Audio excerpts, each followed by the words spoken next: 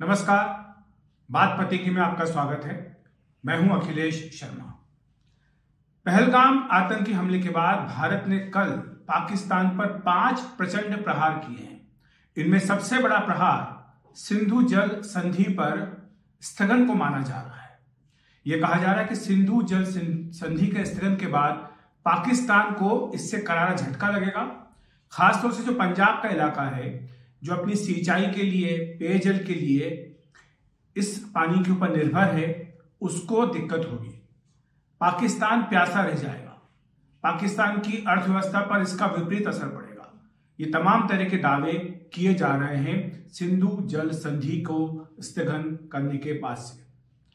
आज हम पड़ताल करेंगे कि वाकई क्या पाकिस्तान को इस संधि के स्थगन से कुछ असर पड़ेगा, क्या वाकई पाकिस्तान इस संधि के स्थगन से प्यासा रह जाएगा, और क्या वाकई यह संधि का स्थगन पाकिस्तान को आतंकवाद का समर्थन करने पर जो इसकी रणनीति है उससे पीछे खींचने पर मजबूर कर देगा। तो कुछ महत्वपूर्ण बिंदु हैं इस संधि को लेकर जिन्हें समझना बहुत जरूरी है, यह दावा करने से पहले कि संधि के स्थगन से पाकिस्तान को बहुत बड़ी परेशानी आने वाली है। दरअसल ये जो संधि है ये क्या है, पहले ये समझ लेते हैं। वर्ल्ड बैंक ने 1960 में दखल दिया था, जिसके बाद भारत और पाकिस्तान के बीच ये संधि हुई थी। तत्कालीन प्रधानमंत्री जवाहरलाल नेहरू और पाकिस्तान के अयूब खान के बीच में यह संधि हुई थी। इस संधि में मोटे तौर पर आपको बताएं कि 6 नदियां हैं भारत और पाकिस्तान के बीच बहने वाली: ब्यास, रावी, सतलुज, सिंधु, चेनाब और झेलम।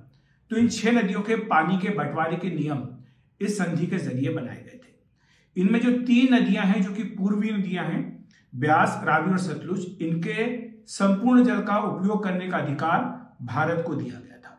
और पाकिस्तान को जो पश्चिमी नदियां हैं, सिंधु, चेनाब और झेलम, इनके संपूर्ण जल के उपयोग करने की अनुमति दी गई थी। लेकिन काफी महत्वपूर्ण है, क्योंकि भारत को इन नदियों के जल के सीमित उपयोग की अनुमति दी गई थी। इनमें सिंचाई, परिवहन और बिजली उत्पादन कर सकते थे। तो यह महत्वपूर्ण इसमें क्लॉज जोड़ा गया था कि भारत इनका सीमित उपयोग कर सकता है, पश्चिमी नदियों का, जो कि सिंधु, चेनाब और झेलम है।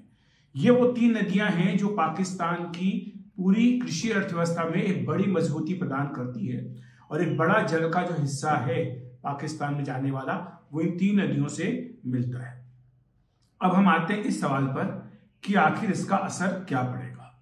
इसमें मोटे तौर पर यह कहा जा रहा है कि ये जो संधि है भारत के बीच में, आप जानते हैं कि कई युद्ध जो है 60 के बाद हुए, जिनमें कि 65 का युद्ध है, इसके बाद करगिल युद्ध है 1999 का, और इसके बीच में कई छोटे मोटे संघर्ष आतंकवाद को लेकर के भी होते आए हैं। लेकिन इसके बावजूद ये जो संधि है ये चलती आई है। लेकिन आपको याद होगा कि 2016 में पीएम मोदी ने उड़ी हमले के बाद यह कहा था कि जल और खून दोनों साथ साथ नहीं बह सकते हैं। तब ये एक बड़ा इशारा माना गया था इस बात को लेकर कि भारत सिंधु जल संधि पर विचार करने के लिए सोच रहा है, और कह रहा है कि कम से कम इस पर दोबारा विचार हो सकता है। और अब जबकि ये भारत ने इसको स्थगन करने का फैसला किया है, अब एक बड़ा प्रश्न यही उठ रहा है कि अब आगे जाकर क्या होगा। दरअसल भारत ये मानता आया है कि ये जो संधि है ये पाकिस्तान के पक्ष में काफी झुकी हुई है। ये पाकिस्तान को फेवर करती है और इससे पाकिस्तान को काफी पानी मिलता है। ये भारत का एक स्टैंडिंग रहा है।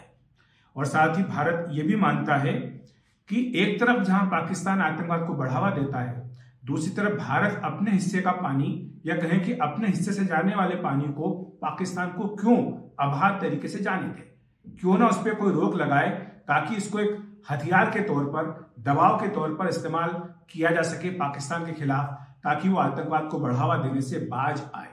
तो क्या इसको एक हथियार के तौर पर इस्तेमाल किया जा सकता है? इस पर भी भारत के थिंक टैंक में, भारत के जो बुद्धिजीवी, उनमें काफी लंबे समय तक मंथन चलता रहा है।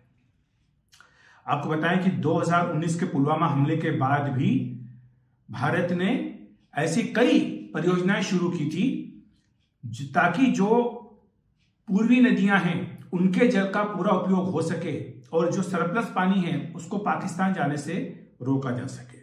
अगस्त 2024 में भी भारत ने इस सिंधु जल संधि को रिव्यू करने की जो अपनी इच्छा है वो पाकिस्तान को बता दी थी, और अब भारत ने तय किया है कि इसको एबियंस में रख दिया जाएगा, यानी कि इसको लागू नहीं किया जाएगा।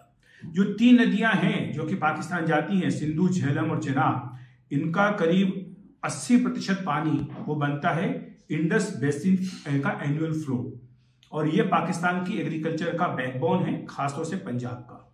अब सवाल ये आता है कि क्या भारत इस पानी को रोक सकता है, क्या भारत इस पर बांध बना सकता है? इसके कुछ जवाब जो है वो मिश्रित हैं। जवाब ये भी है कि जो टेरेन है, जिस भूगोल से होती हुई नदियां जाती हैं, वो काफी चैलेंजिंग है, और चैलेंजिंग होने के नाते वहां पर बांध बनाना बहुत मुश्किल काम है और बहुत बड़ी लॉन्ग टर्म परियोजना ये है। ये अचानक से आप आज कहें कि हम पानी रोक देंगे और पानी रुक जाएगा, ऐसा नहीं हो सकता। ये कोई बिजली का स्विच नहीं है कि आप दबाएंगे और वहां की बत्ती गुल हो जाएगी, बल्कि इस पर आपको बहुत लंबे समय तक काम करना पड़ेगा। ये पहली बात है।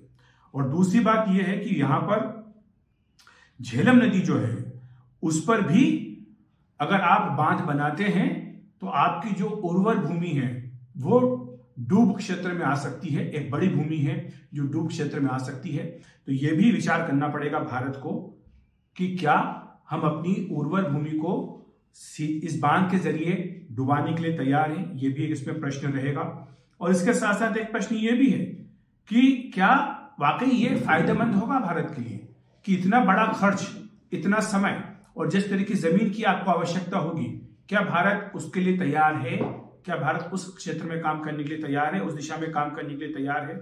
और इसी तरह से जो वेस्टर्न रिवर्स हैं उनको भी डाइवर्ट करना एक बड़ा मुश्किल काम होगा भारत के लिए। ये बात भी कही जा रही है, क्योंकि इसमें भी जो परियोजनाएं इनको पूरा करने में काफी वक्त लग जाएगा। लेकिन ऐसा नहीं है कि भारत इस दिशा में सोच नहीं रहा है या काम ना कर रहा हो। मैं आपको बताऊं, कुछ जानकारी मैं आपको दे देता हूं कि भारत ने कई ऐसी परियोजनाओं पर काम करना शुरू कर दिया है जहां पर कि इन नदियों के ऊपर इस तरह की हाइड्रो इलेक्ट्रिकल प्रोजेक्ट्स बनाए जा रहे हैं या फिर बांध बनाए जा रहे हैं।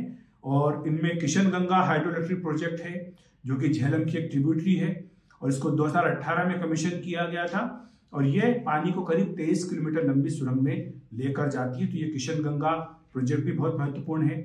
इसी तरह से रेटल हाइड्रो इलेक्ट्रिक प्रोजेक्ट भी जो है, जो कि चेनाब पर है, ये 2021 में इसको मंजूरी मिली थी। 850 मेगावाट कैपेसिटी का है, और इसको लेकर के पाकिस्तान ने आपत्ति भी की थी।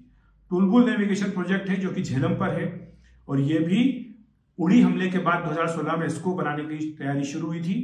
ये एक बार जब बन जाएगा तो ये पानी का जो फ्लो है उसको रेगुलेट कर सकता है। फिर शाहपुर कंदी डैम, ये भी रावी नदी पर है, 2018 में इसको बनाने की अनुमति दी गई थी। इससे जो पाकिस्तान सरप्लस पानी जाता है उसको रोका जा सकेगा।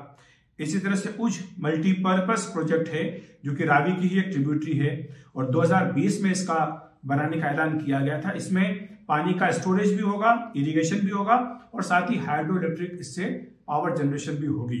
तो इसका भी लक्ष्य ये होगा कि इसके जरिए भी पाकिस्तान जाने वाले पानी में कटौती हो सकती है। तो साफ सी बात यह कि चाहे भारत ने अभी सिंधु जल संधि को स्थगित किया हो, सस्पेंड किया हो, लेकिन इस पर पिछले कम से कम 8-10 साल से काम चल रहा है कि इस दिशा में कि आगे जाकर के ये जो पानी है इसका इस्तेमाल पाकिस्तान के ऊपर दबाव डालने के लिए कैसे किया जाए। और जाहिर सी बात है कि अगर पाकिस्तान जम्मू कश्मीर के टूरिज्म का इस्तेमाल करना चाहता है जम्मू कश्मीर की अर्थव्यवस्था की कमर तोड़ने के लिए, तो क्या भारत पानी का इस्तेमाल नहीं कर सकता है पाकिस्तान की अर्थव्यवस्था की कमर तोड़ने के लिए? क्या ये टिट फॉर टैट का फार्मूला नहीं कामयाब हो सकता है? इसी पर मंथन जारी है और इसका असेसमेंट भी जारी है, क्योंकि जैसा मैंने कहा है शुरुआत में कि कई प्रोजेक्ट्स ऐसे होंगे, बनाने पड़ेंगे जिनका कि लॉन्ग टर्म इंप्लीकेशन होगा, जिनका कि अर्थक्वेक को लेकर के भी आपको असेसमेंट करना होगा, आपको इकोनॉमी के ऊपर क्या असर पड़ेगा इसका भी अध्ययन करना होगा। लेकिन इसी के साथ आप ये भी देखिए कि क्या इसका इस्तेमाल पाकिस्तान को आतंकवाद को प्रोत्साहन करने से रोकने में किया जा सकता है या नहीं। ये एक बहुत बड़ी सफलता भारत की होगी अगर ये इस दिशा में सही तरीके से काम होता है। तो बात प्रतिक्रिया में आज इतना ही। नमस्कार।